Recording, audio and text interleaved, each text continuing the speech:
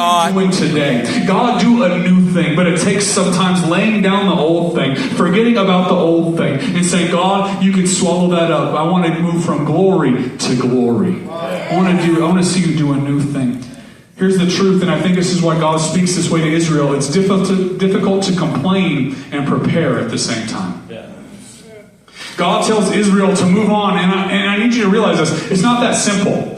I picture them like, all right, let's go, here we go, and they start moving. No, you're talking about 2 to 3 million people with all of their tents and all of their children and all of their livestock. It took some faith to prepare. God's saying, wipe your tears, because if you have tears in your eyes, you're not going to pack up that tent. You're not going to preacher. Sheep. You're not going to get ready to go. And so the preparation actually took faith. Imagine your kids like, all right, Dad, I got the sheep like you asked me to. Where we're going? And you're like, that way. That way. Dad, that way's closed. Okay? That way's got limitations.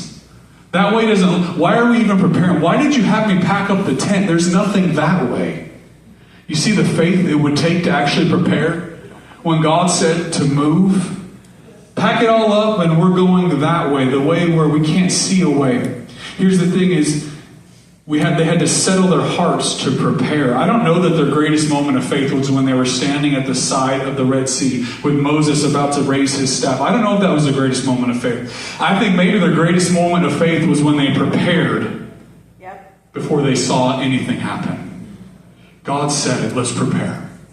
God said he's going to bless us in this way. Let's start making a business plan. Let's start making a list of what we'll need to accomplish what God spoke, because he spoke it. This is where faith lies, and this is why I think many people get stuck, is because they don't want to pack up their tent until they see the Red Sea open, but it's too late, and God will not open the Red Sea unless we take the steps of faith to get unstuck first and say, I don't know where I'm going, but I'm not staying here.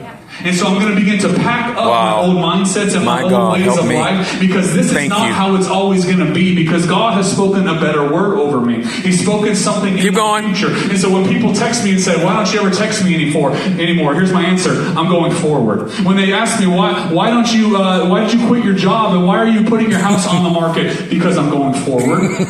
Why are you acting this way? Why are you going back to school? I'm going forward. Why don't you party with us anymore? I'm going forward. Why are you switching careers? I'm going forward. Why are you making a plan and you don't even have the resources yet? Because I'm going forward. Why are you even talking to Jesus when your disciples couldn't cast that demon out? Because I'm going forward.